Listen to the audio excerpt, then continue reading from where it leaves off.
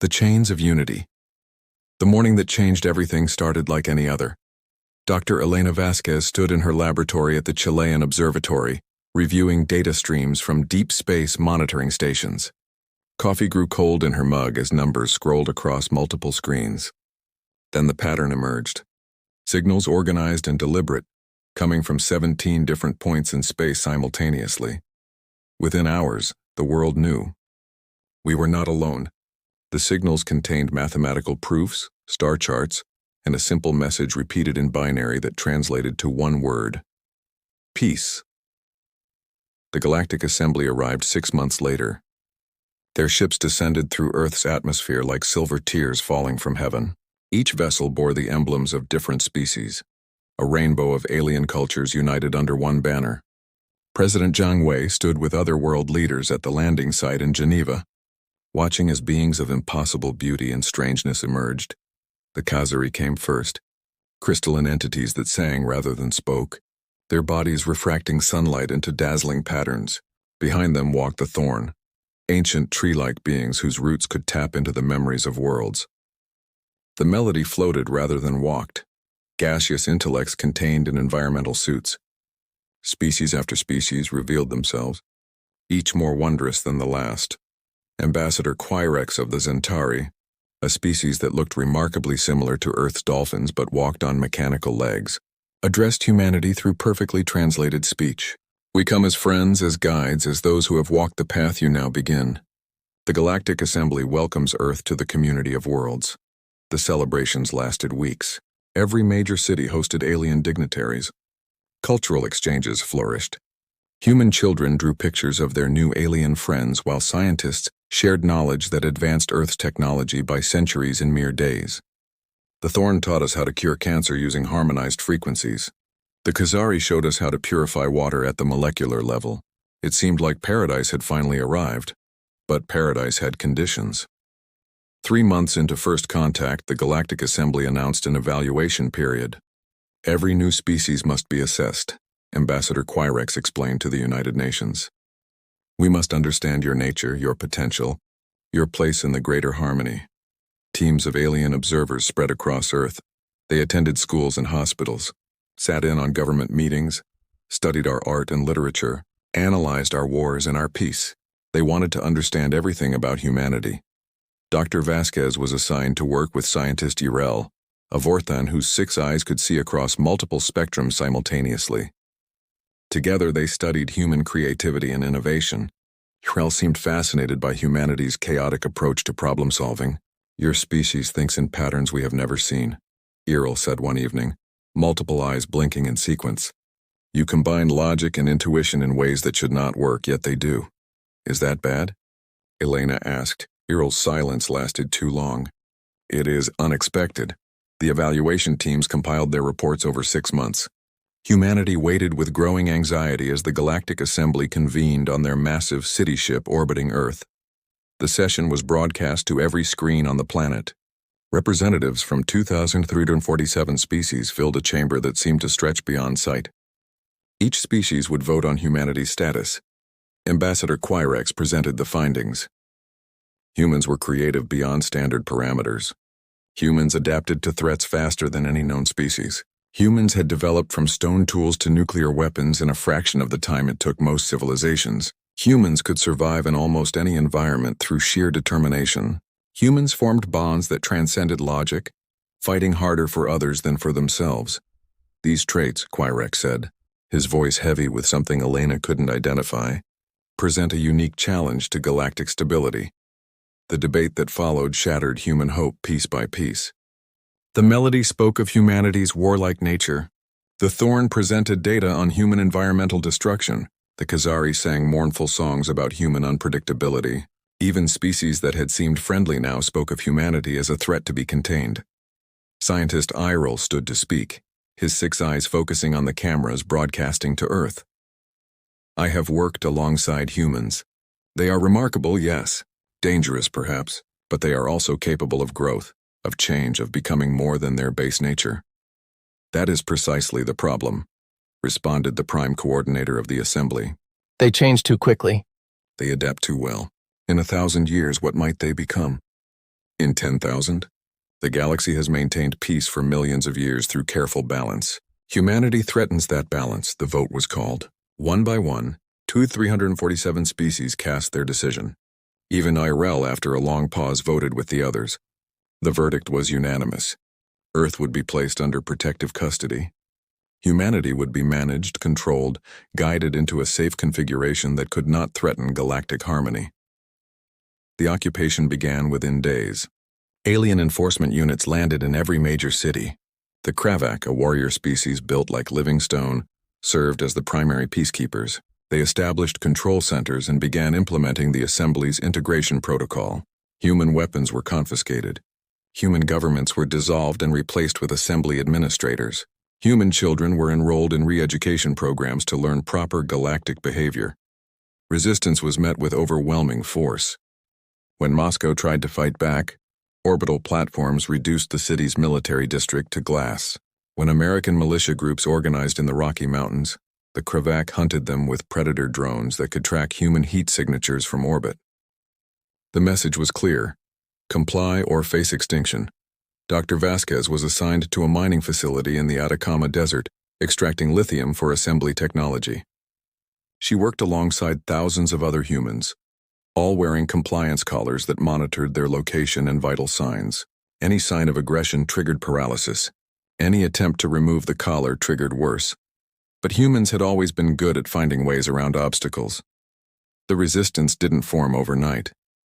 It grew slowly, carefully, in the spaces the aliens didn't think to watch. In abandoned subway tunnels and forgotten mine shafts, in the deepest parts of the ocean and the highest mountain caves, humans gathered. They shared information through hidden networks, using old technology the aliens considered too primitive to monitor. Colonel James Mitchell, formerly of the British SAS, led one of the largest cells. He had gone underground the day before the occupation began, along with select military personnel from various nations. They had seen the writing on the wall during the evaluation period. While the aliens studied humanity openly, a secret group of human leaders had made contingency plans. They think they understand us, Mitchell told his gathered fighters in a bunker beneath the Scottish Highlands. They've categorized our aggression, our creativity, our adaptability. But they've made one crucial mistake. They've united us. For the first time in human history, every person on Earth has the same enemy. The hidden facilities had been constructed in the final weeks before occupation. Scientists, engineers, and military strategists had worked around the clock to preserve human knowledge and technology. More importantly, they had studied the alien technology demonstrated during the cultural exchange. Humans might not fully understand how it worked, but they had always been exceptional at reverse engineering. Dr. Vasquez's role in the resistance came 18 months into the occupation. A message reached her through the underground network. Her expertise was needed. She faked an illness knowing it would get her transferred to a medical facility. During transport, resistance fighters staged an accident. In the chaos, she disappeared into the desert. The facility hidden beneath the Andes Mountains took her breath away. Hundreds of humanity's brightest minds worked in secret, developing weapons and strategies. But the real treasure was something else entirely: the Nexus Protocol. During the evaluation period, a young hacker named David Kim had managed to access part of the Assembly's database. What he found changed everything. The Galactic Assembly's peace wasn't natural. It was maintained through a quantum network that connected all member species, subtly influencing their thoughts toward conformity. It didn't control them directly, but it dampened aggression, reduced creativity, and encouraged compliance. It was the reason 2,347 species could vote unanimously on anything. It was the reason the galaxy had remained static for millions of years, and humans, with their chaotic neural patterns, were naturally immune. That's why they fear us, Dr. Vasquez said, studying the data. We can't be integrated into their network. We'll always be outsiders, always be threats to their artificial harmony. Or, Colonel Mitchell said with a grim smile, we could be their wake-up call. The plan that formed was audacious beyond measure. If humans could disrupt the Nexus network even temporarily, it might free the other species from its influence. They might remember what it was like to think independently, to disagree, to grow and change. But reaching the network's source would require something the aliens would never expect: Humans would have to ignite the skies. The fire ascending, the first strike came on a Tuesday. Simultaneously, in 17 cities across Earth, hidden resistance cells activated electromagnetic pulse devices constructed from salvaged alien technology and human ingenuity. The EMPs were specifically calibrated to target the quantum frequencies used by assembly control systems. For exactly 3 minutes and 17 seconds, compliance collars went dead, surveillance networks went blind, and enforcement units found their weapons powerless. In those 3 minutes, humanity moved. Dr. Vasquez led the technical team that infiltrated the Santiago Control Center. They had rehearsed this operation hundreds of times in virtual simulations built from David Kim's stolen data. Every second counted. While Colonel Mitchell's fighters held the perimeter against confused Krebeck guards, Elena's team accessed the main quantum communication array. "We're in," David announced, his fingers flying across a hybrid interface of human and alien technology. Uploading the virus now. The virus wasn't meant to destroy the assembly systems. It was meant to map them, to trace every connection back to its source. Within seconds, data flooded their screens, revealing the true scope of the Nexus network. It wasn't based on any planet or ship. It was embedded in the fabric of space itself, a vast web of quantum entanglements that spanned the galaxy. But every web had a center. "Got it," David breathed. "The primary node is in the Vela system, hidden inside an artificial singularity. That's where the network originates." The sound of plasma fire erupted outside.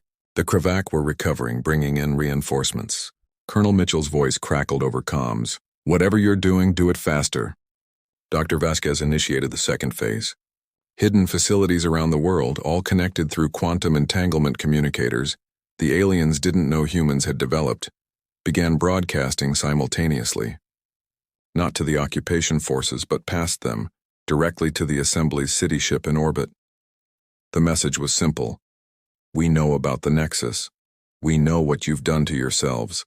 And we can free you." The response was immediate and violent. Orbital strikes began targeting suspected resistance locations. The Krebeck abandoned all pretense of peacekeeping and began systematic extermination protocols. Cities burned. Millions died in the first hour. But humanity had expected this. They had planned for it.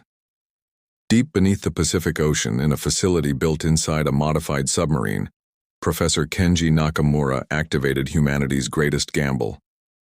Using principles derived from stolen assembly technology combined with human theoretical physics, his team had constructed something that shouldn't exist, a localized stellar ignition device. "The assembly thinks in terms of conventional warfare," Nakamura had explained during planning. "They expect us to fight with weapons they understand.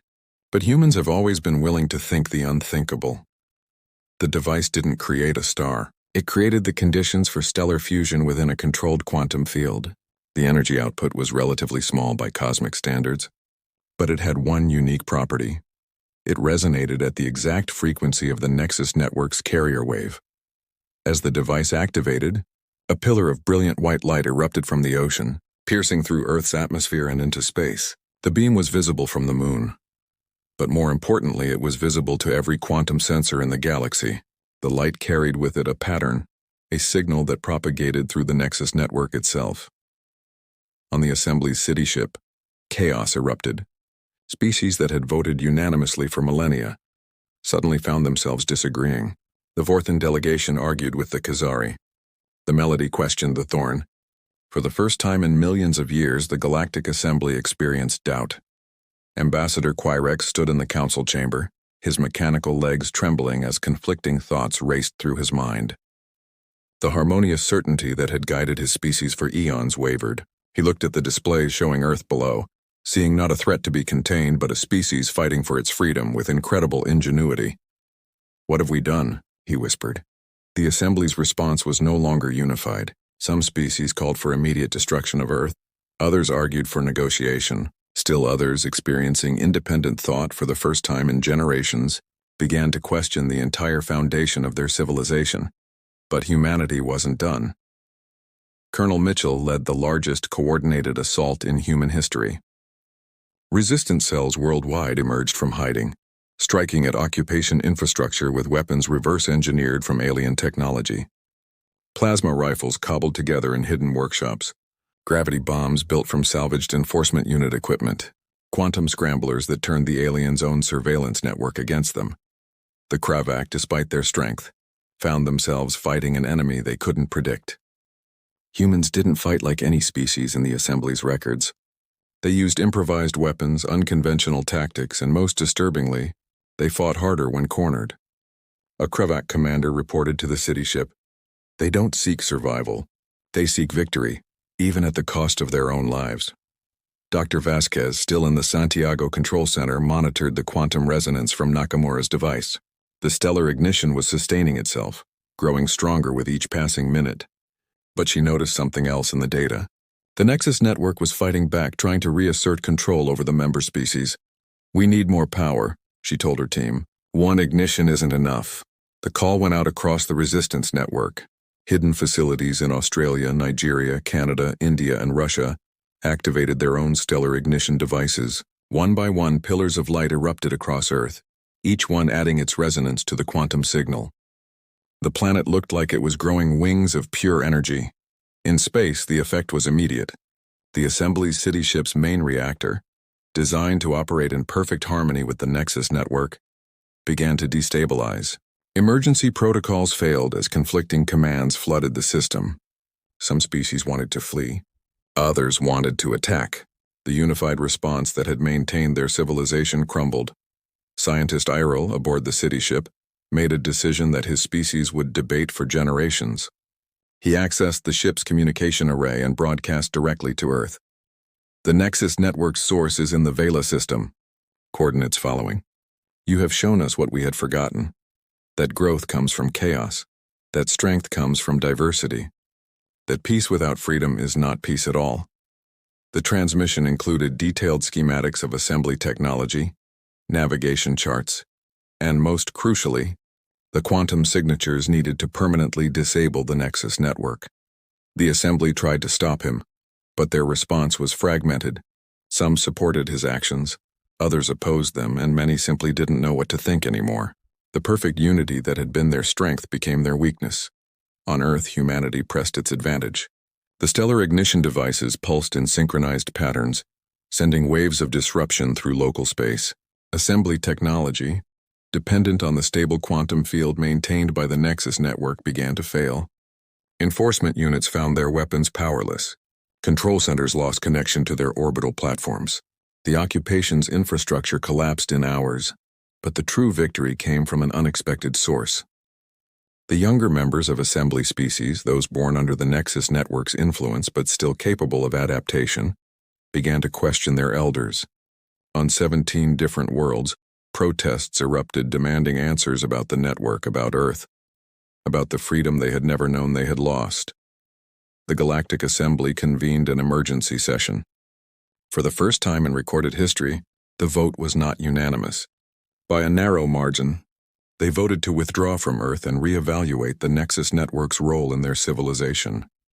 Ambassador Quirex delivered the announcement to humanity. "You have earned your freedom through strength, ingenuity, and sacrifice. The occupation ends now. Earth will remain independent, unbound by our network, free to chart its own course among the stars." But he added a warning. "You have shown the galaxy that our peace was artificial. Some will thank you for this awakening. Others will not forgive you. The unity that protected us is broken. The future is uncertain." Colonel Mitchell, standing in the ruins of London but watching the alien ships depart, responded over the open channel. "Uncertainty is the price of freedom. We've paid it our entire existence. Now you get to learn what that means." As the last Assembly ship left Earth's atmosphere, the stellar ignition devices powered down. The pillars of light faded, leaving only the memory of humanity's defiance burned into the retinas of those who witnessed it. Earth was scarred, billions were dead, and the rebuilding would take generations. But humanity was free. Dr. Vasquez stood on a hill overlooking the Pacific Ocean, watching the sunrise paint the sky in shades of gold and red. David Kim stood beside her, along with other survivors of the resistance. They had received a transmission from deep space the night before. 17 species had formally broken from the Assembly, choosing independence over artificial harmony. They wanted to establish trade relations with Earth. "We changed the galaxy," David said quietly. "We survived," Elena corrected. "That's what humans do. We survive, we adapt, and we overcome." In hidden facilities across Earth, scientists and engineers were already working on the next phase. The assembly had shown humanity the stars, thinking to cage them. Instead, they had given humanity a target. The stellar ignition technology could be modified for propulsion. The quantum entanglement communications could reach across the galaxy. The rescued alien technology could be improved with human creativity. Earth would rebuild. Earth would reach for the stars. And this time humanity would arrive on its own terms as equals, not subjects. The galaxy had learned a valuable lesson. Never underestimate a species that turned fire from a threat into a tool, that looked at the infinite void of space and saw not darkness but possibility. The skies that humanity had ignited would light their way to the stars, and the galaxy would never be the same. In the aftermath, historians would call it the Liberation War. But those who lived through it knew the truth. It wasn't just a war for freedom. It was humanity's announcement to the universe. We are here, we are unbreakable, and we will not be contained. The chains were broken. The fire was lit. And humanity's real journey had just begun.